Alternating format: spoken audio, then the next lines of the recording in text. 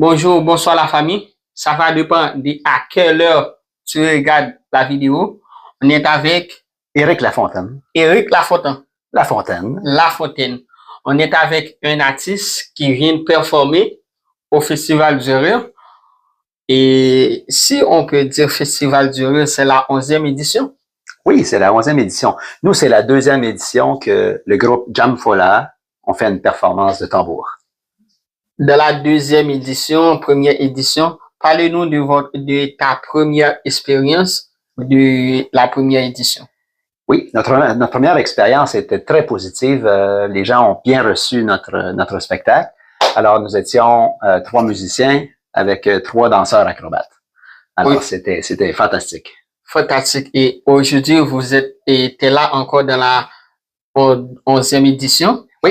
Oui, c'est ça. Alors, pour nous, c'est la 2e fois que nous sommes là. Nous étions là l'année passée et là, cette année, on a augmenté un peu notre prestation. On a ajouté des tambours avec peau de vache et qu'on appelle en Guinée les dundun. Mm-hmm. Et on a également ajouté le crin, qui est le téléphone africain, n'est-ce pas? Oui. Tu es sur la plateforme Radio-Télévision Sacrifice? Oui.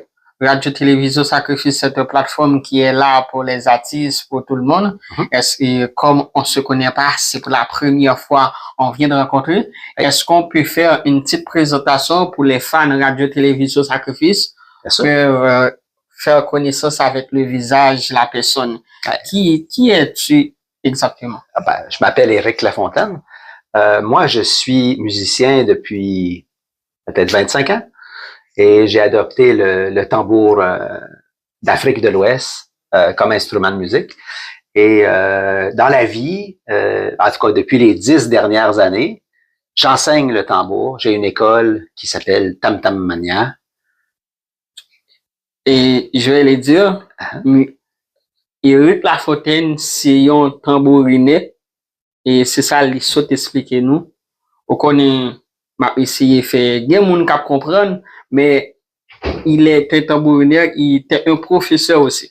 Oui, j'enseigne le tambour. Ça veut dire, moi qui a un peu de passion pour le tambour, oui. Ça veut dire, je peux venir prendre un petit cours de ta main. Bien sûr, j'enseigne à Montréal, à Longueuil, et j'ai aussi mon local à Saint-Mathias-sur-Richelieu, sur la Rive-Sud.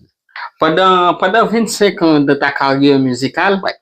C'est quoi ton plus gros expérience tu peux nous expliquer?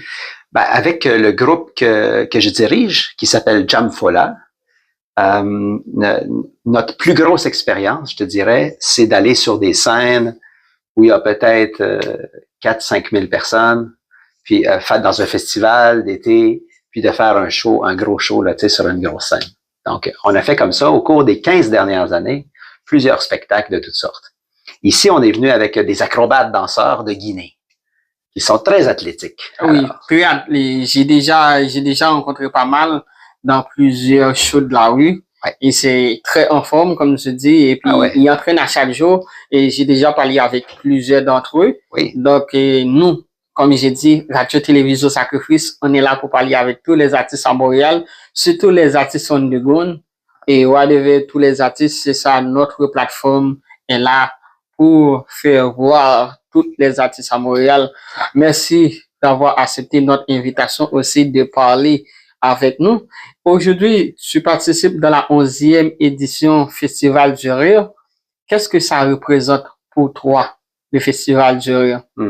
C'est une belle rencontre entre toutes ces belles cultures qui viennent peupler la région de Montréal, qui viennent mettre de la couleur dans la vie montréalaise. Les Haïtiens, les Africains, les Latinos, les Québécois, toutes ces belles cultures viennent. Donc, pour moi, c'est la solidarité puis c'est la rencontre entre ces cultures. C'est ça qui est riche, surtout. Ça a représenté la diversité. Ouais. Merci beaucoup à Radio Sacrifice de m'accueillir. Merci. Je peux dire c'est le meilleur moment au Québec. C'est comme au Québec, il y a plusieurs cultures, plusieurs peuples. Ouais. Et un festival de même, ça représente plus que beaucoup pour pour le gouvernement, pour les Québécois et pour les immigrants à Montréal. Je pense, tu as raison.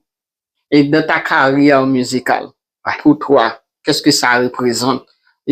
on a laissé le festival, Ouais. mais pour ta carrière musicale, le Ouais. festival représente quoi exactement? Ouais, ben pour moi c'est sous le signe de la continuité, parce que dans mon travail, dans mon groupe, il y a des Guinéens et il y a des Québécois. Alors ça fait partie de cette roue de rencontre entre les cultures, de pouvoir travailler le métissage et d'aller chercher cette richesse.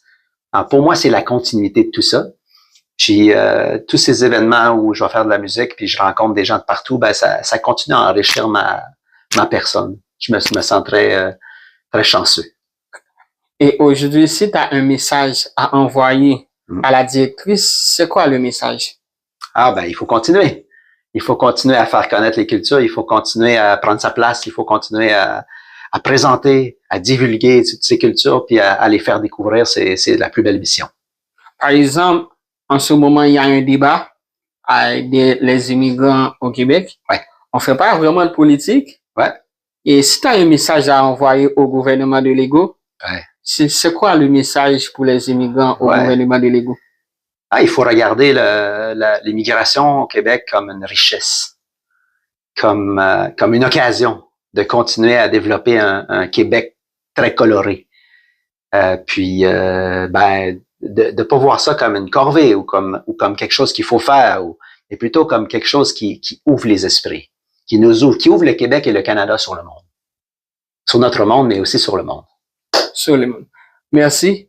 C'était un plaisir d'être avec toi sur Radio-Télévision Sacrifice.